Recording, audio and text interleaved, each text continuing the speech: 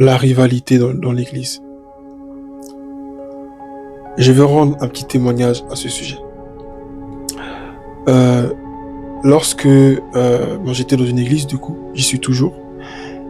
Et en fait, à un moment donné, dans le groupe musical, j'étais en compétition avec une sœur en Christ. Elle et moi, on était un peu dans un esprit de compétition par rapport aux voix quand on chantait. Moi, j'étais un peu plus dans l'adoration, elle était plus dans la louange. Donc, quand elle arrive dans la louange, elle chante plus fort, elle a des manières de faire. Quand moi, je suis dans l'adoration, j'ai des manières un peu aussi de faire.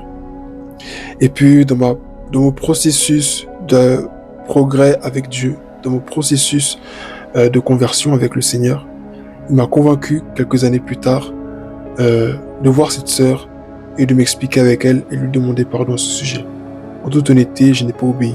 Mais le Saint-Esprit avait mis aussi la même chose à cœur à cette sœur-là. Et ce dimanche en question, elle et moi, on est descendus.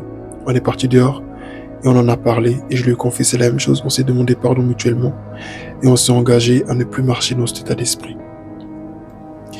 Il faut vraiment que nous ayons la crainte de Dieu pour ne pas être dans la jalousie, être dans la compétition.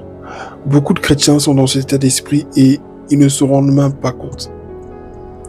Certains, vous êtes dans votre assemblée, vous avez reçu des prophéties de la part du Seigneur. Et puis tout d'un coup, il y a un nouveau qui vient et qui fait beaucoup plus que vous. Attention à ne pas être dans un esprit de compétition. Il a sa grâce, il a son chemin avec Dieu. N'essayez pas de le piétiner. Cette personne-là n'est pas un danger pour votre appel. Si vous êtes convaincu de ce que Dieu veut faire avec vous, si vous êtes convaincu de votre mission, vous n'avez pas besoin de l'écraser.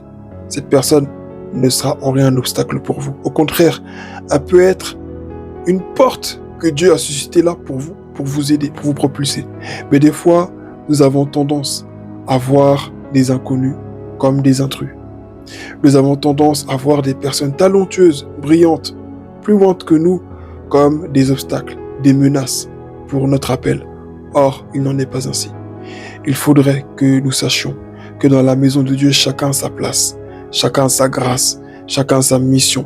L'autre peut briller de 1000 feux. L'autre peut briller, je vais donner un exemple comme ça, l'autre peut briller avec 2 feux. C'est pas parce que tu brilles avec 2 feux que ton ami brille avec 1000 feux que tu es inférieur à lui. Dieu t'aime de la même manière. Dieu te considère de la même manière.